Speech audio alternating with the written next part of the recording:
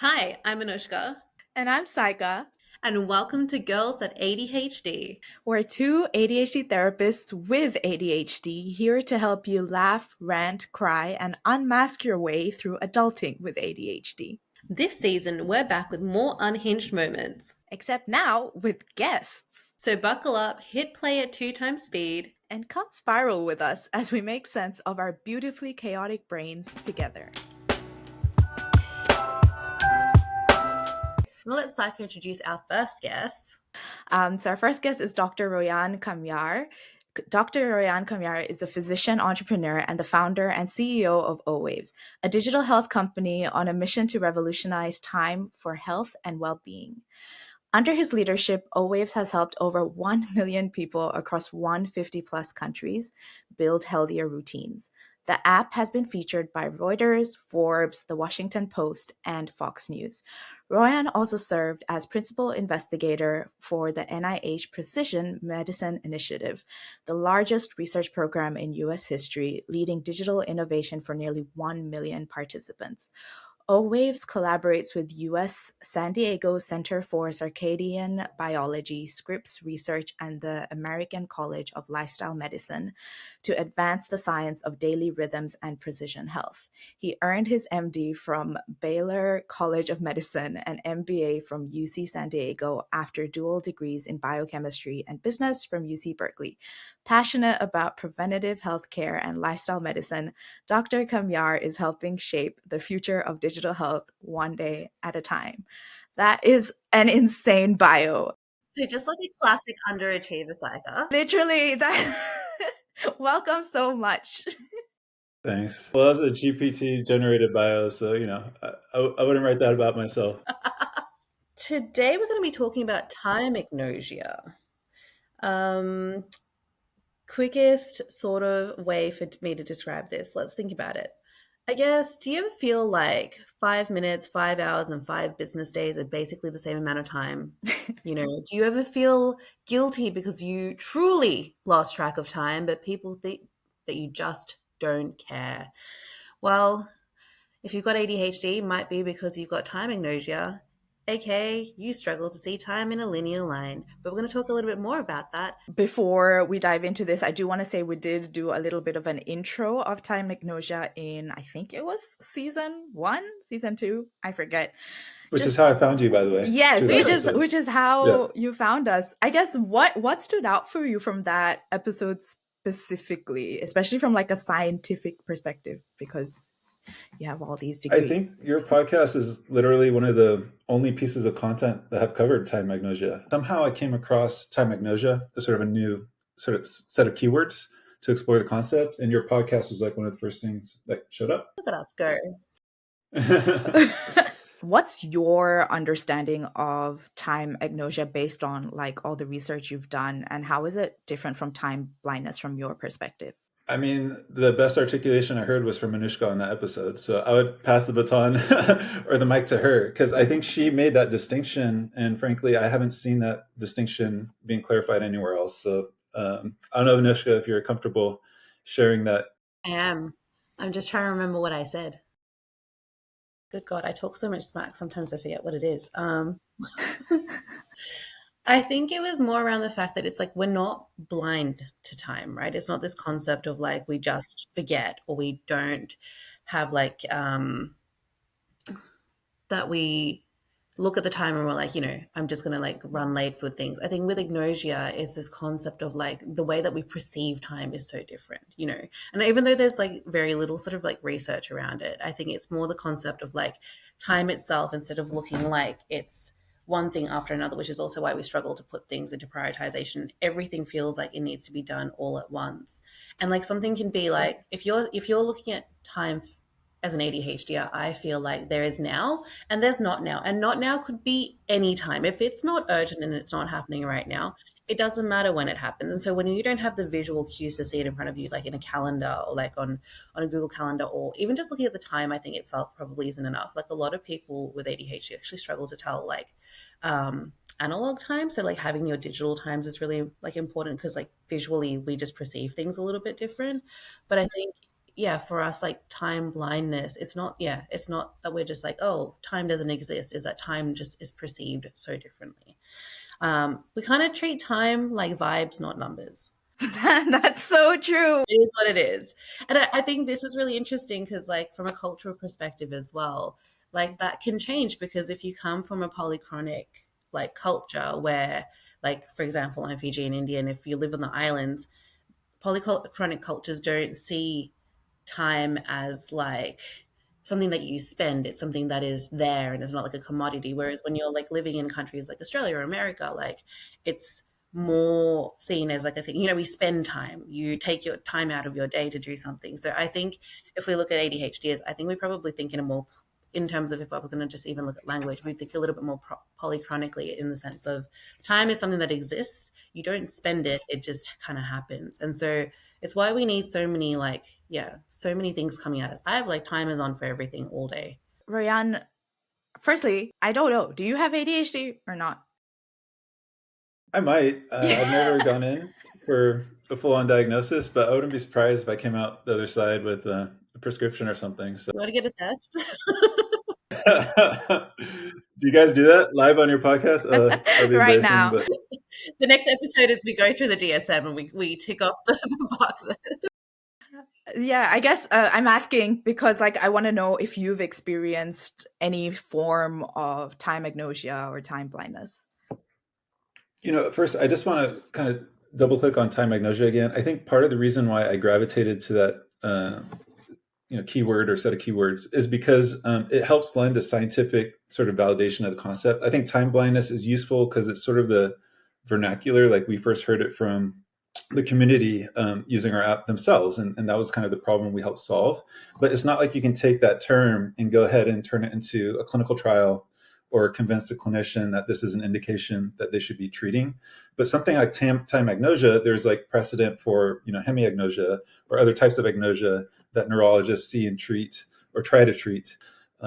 So I guess coming back to your question, you asked me if I experienced time blindness directly.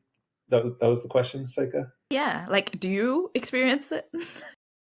I think I must, because obviously I came up with this concept that helps treat it, and I find it really useful. I think, what we're doing at Owaves is creating a visual planner. And what it helps me do, and what it helps people who use our app do, is create some structure around our 24-hour day.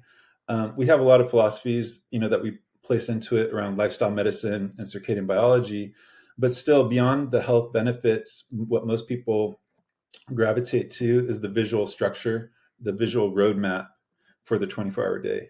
And so I needed that, frankly, when I came out of my medical intern year. I was sort of like in a reset mode. I was like, wow, that was like getting hit by a bus, and I really want to take care of myself going forward and sort of, practice what we preach as physicians or MDs, but I was starting business school. And so I had this opportunity, frankly, to design my own day.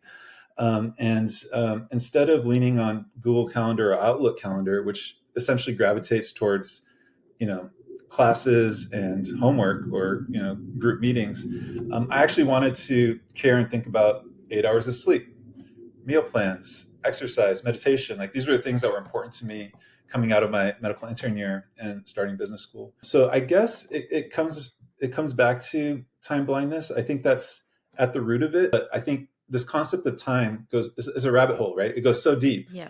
That the more you talk about it, research it, think about it, like the farther it can go in terms of how we redefine it, right? And so it's kind of our ambition, is to help people redefine time around health and well-being.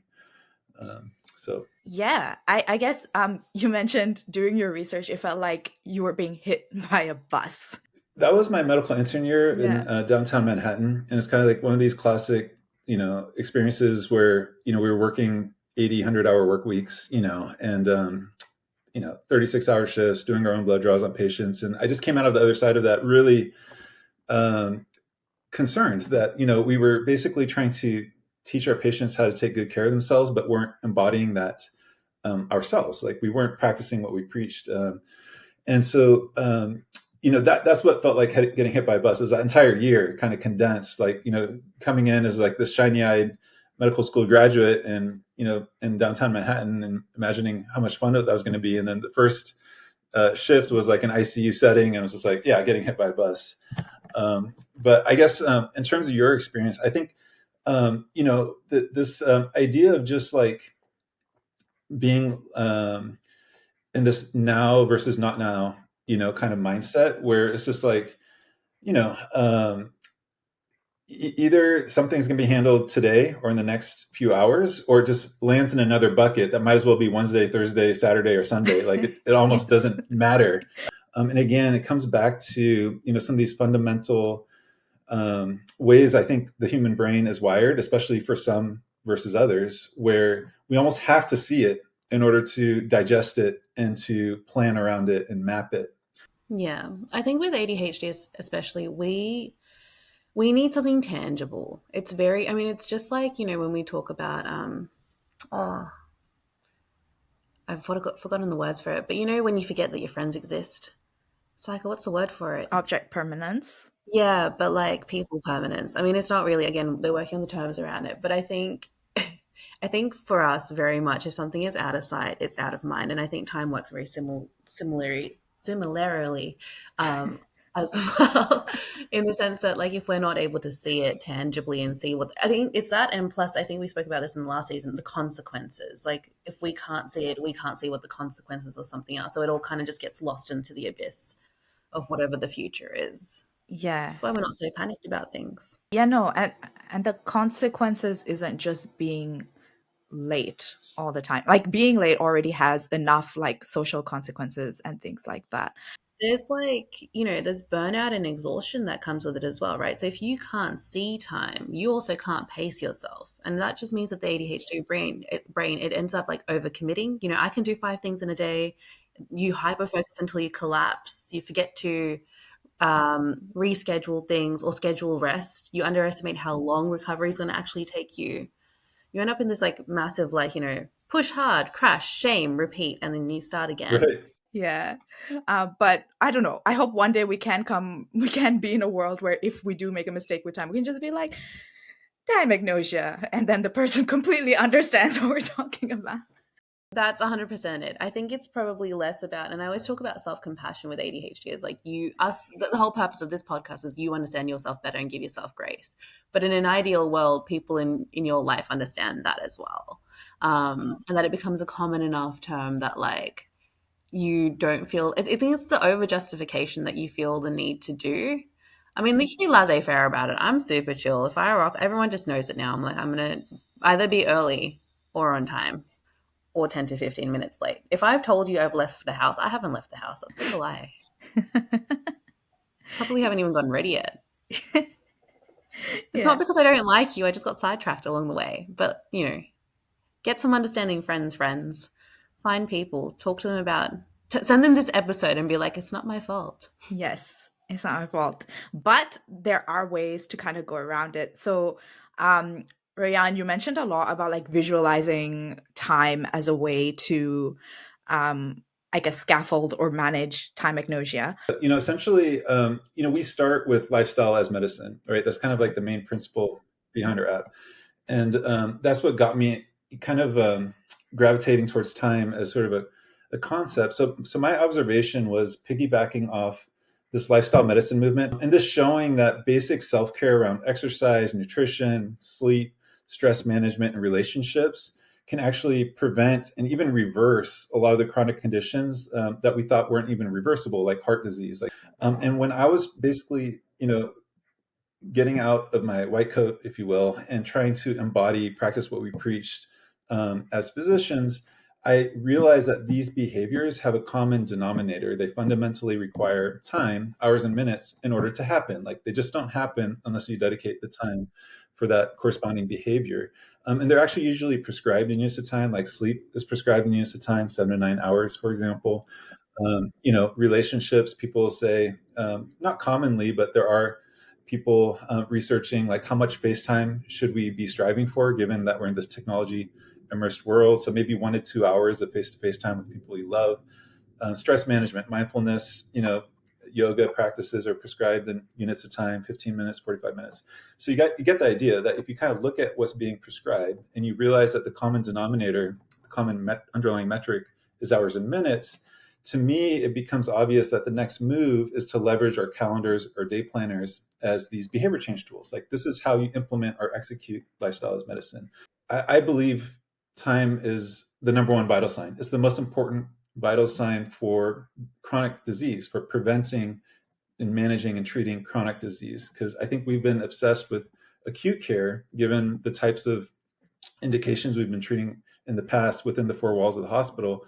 But the public health scenario is much, much different now, where people are really suffering from these everyday chronic issues of essentially poor self-care, and cultures that really don't take care of people well. The default pathway for an American is one of obesity or being overweight, diabetic or pre-diabetic, and having at least one mental health issue. I think like Americans, the productivity level expected from Americans is kind of wild. Like even Aussies are like a bit more chill. Yeah. That's probably true. And again, like, I'm so immersed at this point, like sometimes it's hard for us to see. And so like I had to nerd out and like basically protect myself in my calendar. Like, that's kind of where I got to. I started going to journal club events and I was blown away. This is back in 2011, 12, 13, how deep the science of circadian biology goes. And we were only given 2 days of lecture on circadian rhythms in medical school. And it was all based on sleep-wake cycle. But the reality is, it's every dimension of our physiology. So long story short is, once you get these lifestyle medicine vital signs, as we call them, and block them into your 24-hour day, you have this visual roadmap that can actually be optimized based on your own circadian biology. And that's where chronotype comes in. So we can start giving personalized recommendations. What is the chronotype? The classic definition is kind of like, the morning lark versus night owl kind of chronotyping structure categorization. So, the classic sort of gold standard that we use is based off the morningness eveningness questionnaire, which was developed, I think, by Swedish scientists in the 1970s. Don't quote me on that, but approximately right. And so essentially it's a long form survey that, folks will answer, and it asks you to like imagine your ideal day. Like, when would you work out if you had no restrictions and no rules? Like, when would you run your fastest time? Like, when would you wake up under these idealistic conditions? And then based off that, they can categorize you as either definite morning type, moderate morning type, intermediate, which is like most of the population, 60-70% are intermediate, moderate evening, or definite evening, right? And so that's important when you're giving these types of behavior lifestyle recommendations, because not everyone should be sleeping, from 9 p.m. to 6 a.m., right? That doesn't work for, let's say, a lot of college students, right? It's just not practical, and they're biologically, sleep delayed. And so maybe, a 12 a.m. to 8 a.m. recommendation actually makes more sense for them. And then people do change as they age. There's gender roles or gender differences, location, and your exposure to sunrise, sunset. Essentially, your latitude can make a huge impact in terms of optimal circadian timing. But the chronotype is kind of like, some people have small shoe sizes, some of them have large shoe sizes. Some of us are morning types, more keen on getting things done in the morning. Some people are evening types, and they have their creative periods after dinner. So you try to optimize based on that. And that's just like, it goes to show how individual, like, I think this is the thing that overall isn't spoken about enough, is that when we see statistics and things like that on the internet and all these like general throwaway terms, this is such a like core reminder that you are an individual person, and there are so many factors that are coming together to impact you and influence you and the way that you live and your lifestyle. And like, we can't be throwing out just like, it's like the 8 hours of sleep or whatever. You can't just be throwing out these generalized sort of terms, because that's probably not applicable to everyone. And I think, we were talking about shame earlier, but I think a lot of this, looking at what the standards are within like community or society and the things that we've been told growing up, I think that attributes to that shame, because we use that as a benchmark to be like, I'm not doing enough based on X, Y, and Z. They say modern society, especially in Western countries, is really designed for morning types, right? And so the evening types kind of feel like they're at permanent disadvantage for the workplace and what expectations are, even doing your grocery shopping maybe. There's actually an advisor we work with at UCSD that showed college students who align their courses with their chronotype have a zero point 0.4 GPA advantage. And because most courses are offered in the daytime hours, evening types are essentially at a permanent disadvantage when it comes to their grades, their GPA, and their academic performance. But it's not just grades. You alluded to it. Circadian rhythms affects every part of our life, whether it's mood, energy levels, focus, which is obviously critical for ADHD. I mentioned I was going to these journal club meetings in 2011, 2012, 2013. Even my father, who's a practicing gastroenterologist, was kind of warning me that this is sort of considered woo-woo science. Like, don't go all in, at least not. Yeah. But in 2017, the Nobel Prize went out to 3 American scientists who really articulated the genetic and molecular underpinnings of our biological clock. Yeah, no, that makes a lot of sense because when I was working the 9 to 5, I was like the world's most horrible employee. But really, all I needed was to be able to start later in the day and like start, when I have that capacity and the energy. So that actually makes a lot of sense. And I guess to anyone listening, I hope that gives you the permission to be like to figure out maybe what your chronotype is first, and then potentially even ask for accommodations from your workplace if that does help, or like from your schools or your unis. Question: how do you find out your chronotype? So the classic way that we use in our app is based off the morningness eveningness questionnaire. The full version is 19 questions, but there is a reduced version that's used by the CDC that we use for our app, which is a 5-question version of the morningness eveningness questionnaire. And there's essentially a scoring algorithm based on your answers to those questions that reveal your chronotype. Is there a way they can just kind of make note of certain things, or like there's certain rhythms in the day, and like figure out what their potential chronotypes may be? Like, what steps can they take like tomorrow? Yeah. So I mean, I honestly think we use the 5-question, or it's a reduced morningness eveningness questionnaire, the RMEQ, because I think it's the easiest and fastest. Like, it literally takes less than a minute. If you just go to our homepage, owaves.com, like you'll figure it out in less than a minute. That being said, one of our other is currently a preprint. It's in press with the American Journal of Lifestyle Medicine. Is being able to chronotype via your calendar. And so if you have a comprehensive calendar, not just, let's say, work and meetings, which is totally dictated by, your social responsibilities. So it's not a good indication of what you would do in a free running day. But if you have, an app like ours where it's more comprehensive, you get sleep scheduling, you get preferred socialization times, you get meal pattern data, and you can see critically the delta, the difference between your weekday and your weekend reveals what till Ronenberg and other circadian experts call social jet lag, right? Because we're basically dictated. You mentioned the 9 to 5, certain rhythms during the weekdays, usually because of work or school responsibilities, and then the weekends we have this like spurt of freedom where we kind of like wake up later and act like ourselves, or kind of respond or react to what just happened to us the last 5 days, and that's measurable, and essentially gives an indication of what your actual underlying preferences or chronotype may be. And so if you monitor that type of calendaring data longitudinally, like we do in our app, you can actually predict someone's chronotype to what we showed is a 70% accuracy level, but we think it can get much higher. And so we're working on that. What I'm hearing is this is going to be really helpful. And instead of trying to do it yourself, just use the app because it'll just be easier. Thanks. Yes. It feels like a lot of work to do on your onesie, but if you put it through the app, that's pretty cool. I'm a big So you fan. can do it in less than 1 minute. Yeah, you can do it in less than 1 minute on the website, on the homepage. There you go. We love that. That's a good sell. Less than 1 minute. We're like, great. 1 minute is time that we all understand. How long does it take to actually find your rhythm? I mean, is the app like you do the 1 minute thing and that's it, or do you like actually have to trial it and see whether it's working for you or not? And how long does that process take? I mean, I think that's kind of the question, right? Like, I generally think that it's one of these never-ending searches, right? It's like trying to become happy, right? Like you're always kind of working on it, right? And but there's ways to learn and get better at it, but it's not like you solve it and then you're done. And the reason is, in terms of like syncing or aligning your circadian rhythm with your, let's say, life. There's seasons, for example, like, our circadian rhythms change if it's winter and we have very short daylight exposure, for example, versus summertime where we have maximum daylight exposure. So that has a huge impact. And that's why seasonal affective disorder is like one of the most well-known circadian disruptances that causes depression in the wintertime because of decreased exposure to sun. So there's rhythmic changes throughout the year. Those are actually called circannual rhythms or seasonal rhythms.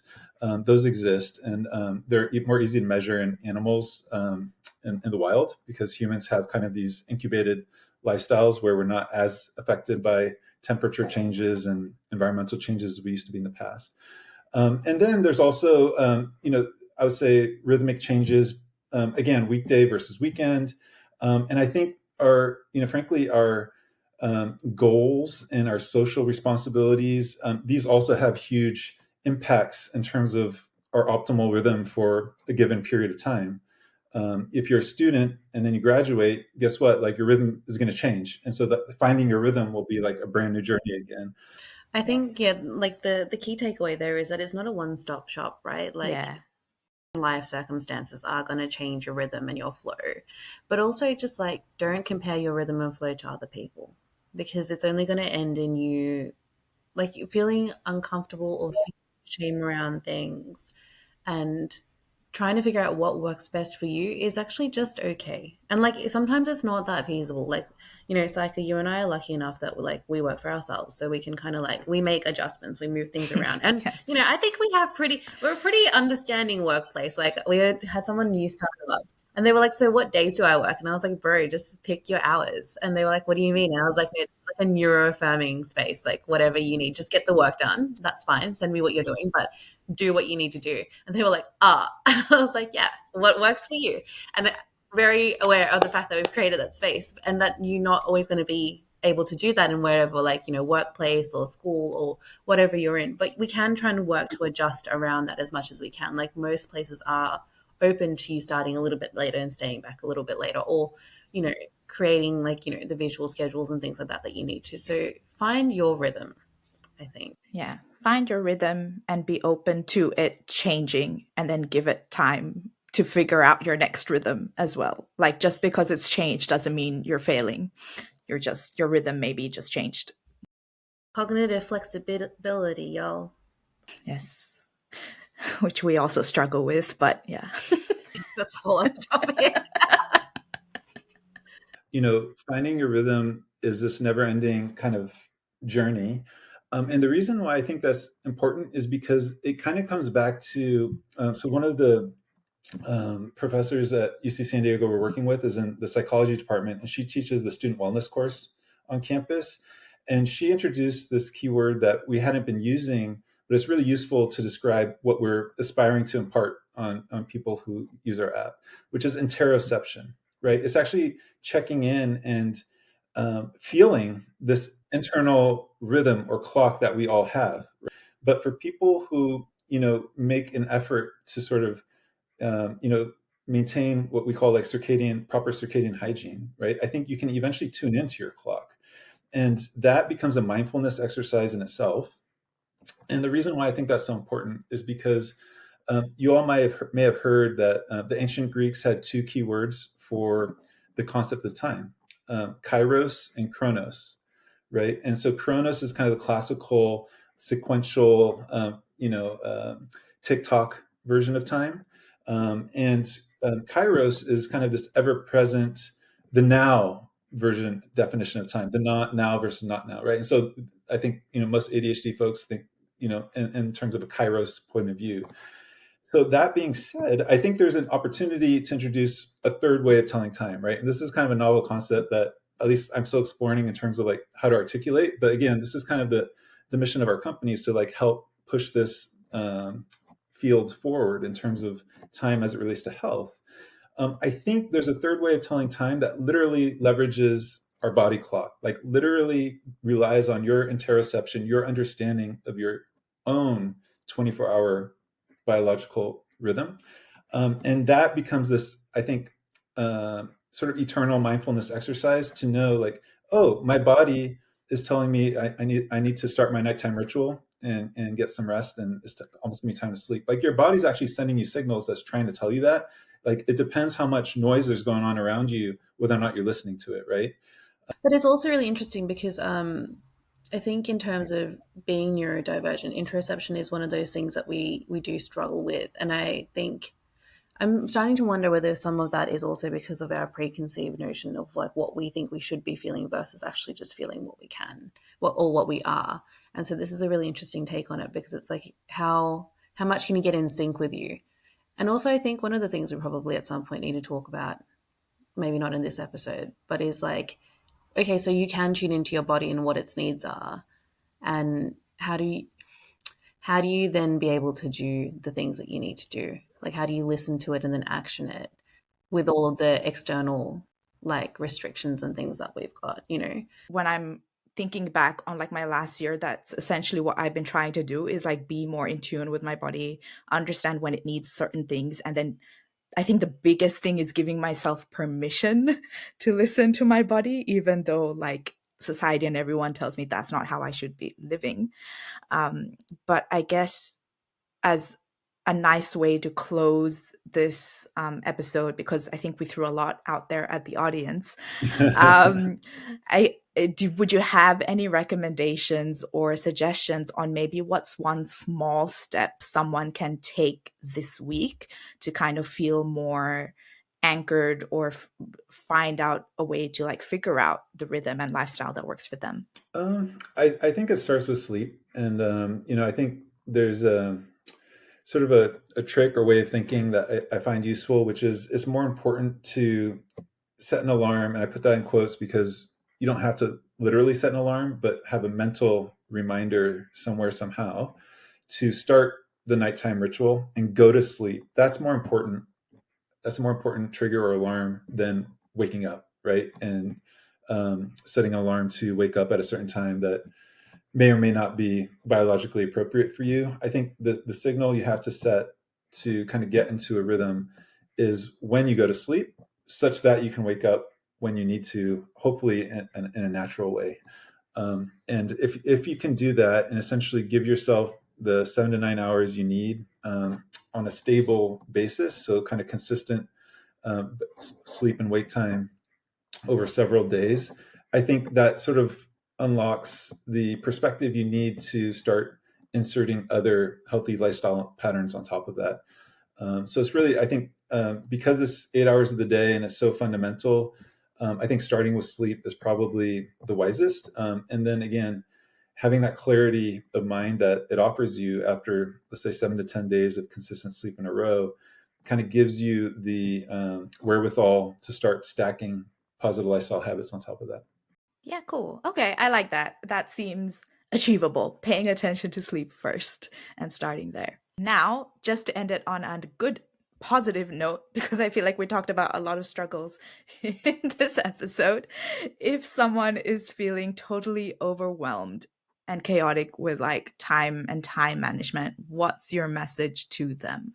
I mean, I think that's a huge problem, right? I think this concept.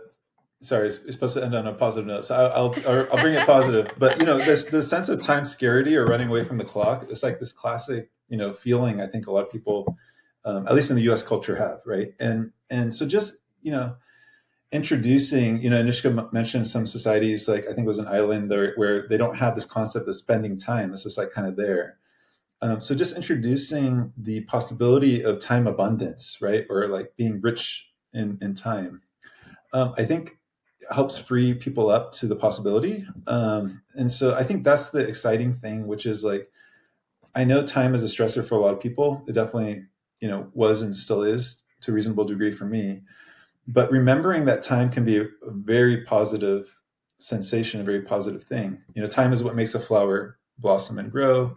Time is what makes the stock price rise. There's a lot of cool things that can happen over the course of time. Yeah, no, that's cool. And I think that's a very important reminder to give to people who have ADHD who, at least for me, when I'm not paying attention to like the bigger picture and like paying attention to, time actually does bring a lot of good as well.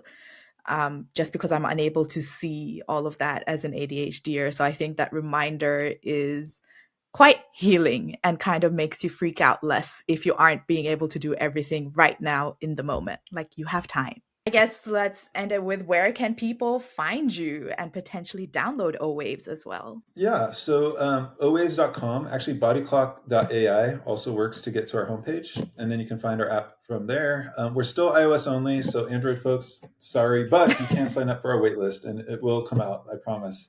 And yeah, and then you can follow our social, so at Owaves, OWAV as in Victor ES. Yes, amazing. And we'll put all of that in our show notes so you can find Royan, reach out to him if you have further questions around this, and also download his app and do was it 1 minute? It was 1 minute. 1 minute. Yes, yeah, less than 1 minute survey to figure out your chronotype.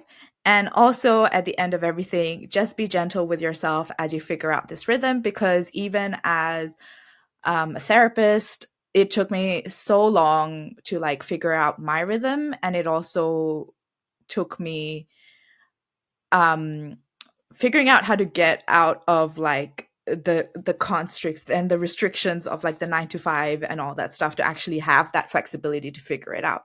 So if it takes you a long time, that is normal.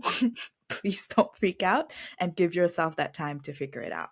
Well, thank you so much for joining our episode today. It was really, really lovely. All right. Thanks so much. Bye. Thanks, Sayaka. Okay, talk to you soon. That's all for today's episode. Thanks for listening. And remember to follow us on Instagram and TikTok at Girls That ADHD for more ADHD realness, to ask us questions, or slide into our DMs with episode ideas. And sign up to our newsletter at girlsthatadhd.com to stay updated on new episodes, toolkits, workshops, and book in ADHD coaching if you're ready to work with your brain, not against it.